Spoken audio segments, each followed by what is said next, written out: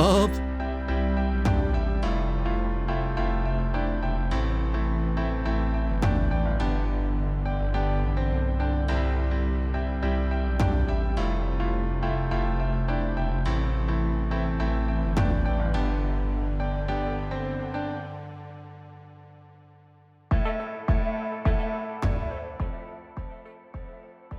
આ શું છે?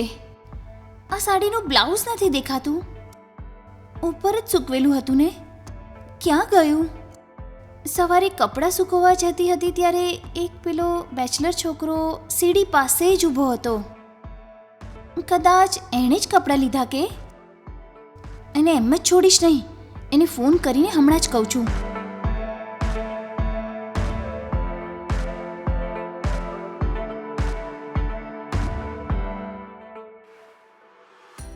અરે બોલ, શું છે?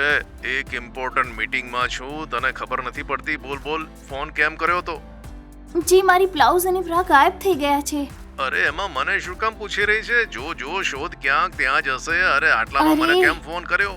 એમ નહીં, એ સવારે કપડાં સૂકવવા માટે ઉપર ગઈ હતી ત્યારે બાજુના ઘરમાં બેચલર્સ છોકરાઓ છે ને, એમાંથી એક છોકરો ત્યાં ઊભો હતો.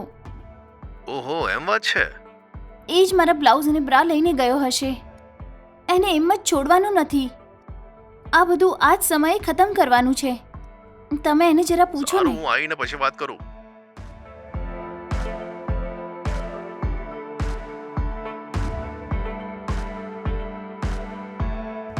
છે, બધા નવા કપડાં હતા. કેમ આવું થઈ ગયું?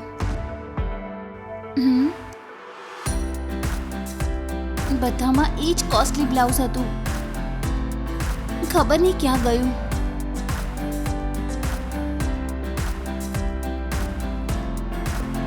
છે, આ સાડીમાં કયું બ્લાઉઝ પહેરું હવે?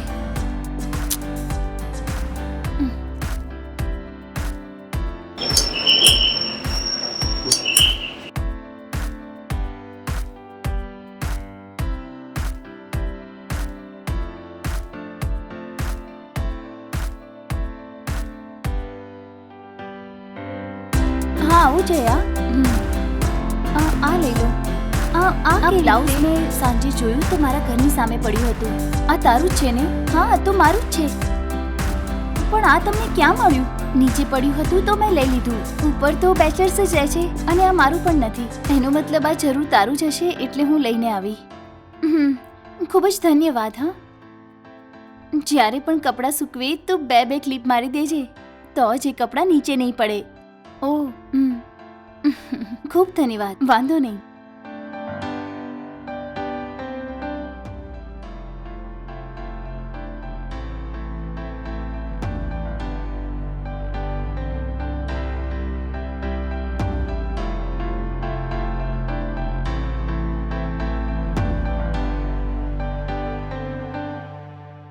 હે ભગવાન, મેં એક છોકરા પર ખોટો આરોપ લગાડવાની કોશિશ કરી.